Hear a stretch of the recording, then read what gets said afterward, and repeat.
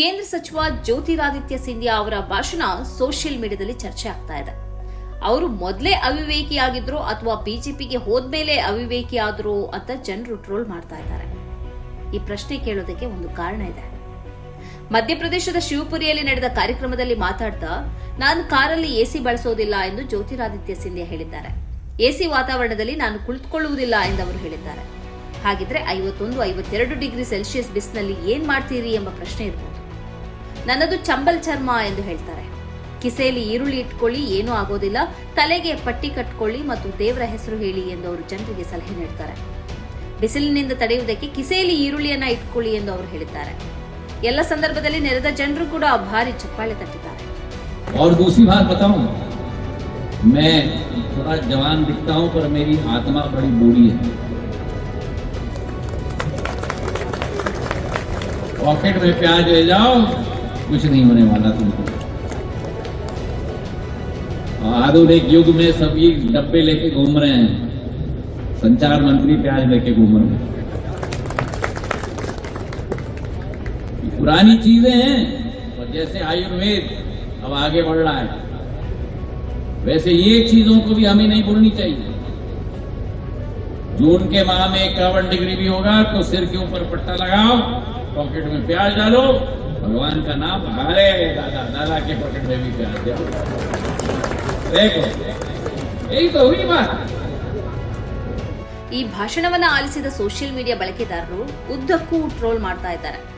BJP ಸೇರುವುದಕ್ಕಿಂತ ಮೊದಲೇ ಅವರು ಅವಿವೇಕಿಯಾಗಿದ್ರು ಅಥವಾ ಸೇರಿದ ಮೇಲೆ ಅವಿವೇಕಿ ಆದ್ರು ಎಂಬ ಪ್ರಶ್ನೆಯನ್ನ ಕೇಳ್ತಾ ಇದ್ದಾರೆ.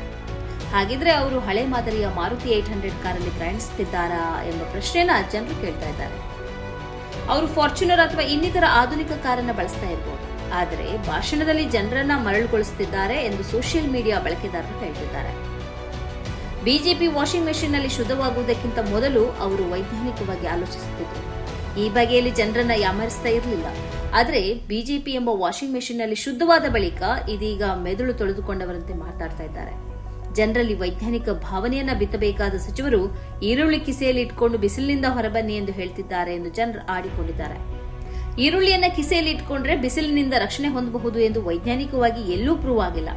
ಆದರೆ ಅವೈಜ್ಞಾನಿಕ ವಿಚಾರಗಳನ್ನ ಜ್ಯೋತಿರಾದಿತ್ಯ ಸಿಂಧಿಯಾ ಬಡ ಜನರಿಗೆ ಹೇಳುವ ಮೂಲಕ ಅವರನ್ನ ಭಾವನಾತ್ಮಕವಾಗಿ ಸೆಳೆಯುವುದಕ್ಕೆ ಪ್ರಯತ್ನಿಸುತ್ತಿದ್ದಾರೆ. ಅವರು ಸಾಗುವುದು ಅತ್ಯಾಧುನಿಕ ಕಾರಲ್ಲಿ. ಒಂದು ವೇಳೆ ಎಸಿ ಬಳಸೋದಿಲ್ಲ ಅಂತಾದ್ರೆ ಆ ಕಾರನ್ನ ಬಿಟ್ಟು ಮಾರುತಿ ಹಳೆ ಮಾದರಿಯ 800 ಕಾರಲ್ಲಿ ಅವರು ಪ್ರಯಾಣಿಸಬೇಕು. ಆದರೆ ಅವರು ಹಾಗೆ ಎಂದೂ ಮಾಡೋದಿಲ್ಲ. ಚಿನ್ನದ ಚಮಚವನ್ನೇ ಬಾಯಲ್ಲಿಟ್ಕೊಂಡು ಹುಟ್ಟಿರುವ ಜ್ಯೋತಿರಾದಿತ್ಯ ಸಿಂಧಿಯಾ ಬಡವರನ್ನ ಹೇಗೆ ಯಾಮರಿಸ್ತಾ ಇದ್ದಾರೆ ಅನ್ನೋದಕ್ಕೆ ಈ ಭಾಷಣ ಒಂದು ಒಳ್ಳೆಯ ಉದಾಹರಣೆ ಎಂದು ಹೇಳಲಾಗ್ತಾ ಇದೆ.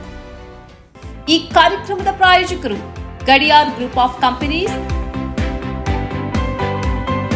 Specialised in piling and shoring, engineering consultancy, fire fighting, steel structures, real estate. Office, SIT Tower, Silicon Oasis, Dubai, UAE. ಸ್ನೇಹಿತರೆ, ನಿಮ್ಮ ಅದ್ಭುತ ಬೆಂಬಲದಿಂದ ಸನ್ಮಾರ್ಗ ನ್ಯೂಸ್ ಚಾನೆಲ್ ಈಗ 2 ಲಕ್ಷ ಸಬ್ಸ್ಕ್ರೈಬರ್ಗಳನ್ನು ದಾಟಿದೆ. ಇದು ನಮ್ಮ ಯಶಸ್ಸಲ್ಲ, ಇದು ನಿಮ್ಮ ಯಶಸ್ಸು. ನಮ್ಮ ಮುಂದಿನ ಗುರಿ 4 ಲಕ್ಷ. ಇದು ಕಷ್ಟವಲ್ಲ. ನೀವು ಮಾಡಬೇಕಾದದ್ದು ಸಿಂಪಲ್. ನೀವು ಸನ್ಮಾರ್ಗ ನ್ಯೂಸ್ ಚಾನೆಲ್ ವಿಡಿಯೋವನ್ನ ನಿಮ್ಮ ಸ್ನೇಹಿತರಿಗೆ, ಕುಟುಂಬದವರೊಂದಿಗೆ ಹಂಚಿಕೊಳ್ಳಿ ಮತ್ತು ಅವರಲ್ಲೂ ಸಬ್ಸ್ಕ್ರೈಬ್ ಮಾಡಲು ಹೇಳಿ. ನೀವು ಶಕ್ತಿಯನ್ನು ಕೊಡಿ, ನಾವು ನಿಖರ ಸುದ್ದಿ ಕೊಡ್ತೇವೆ. ಧನ್ಯವಾದಗಳು.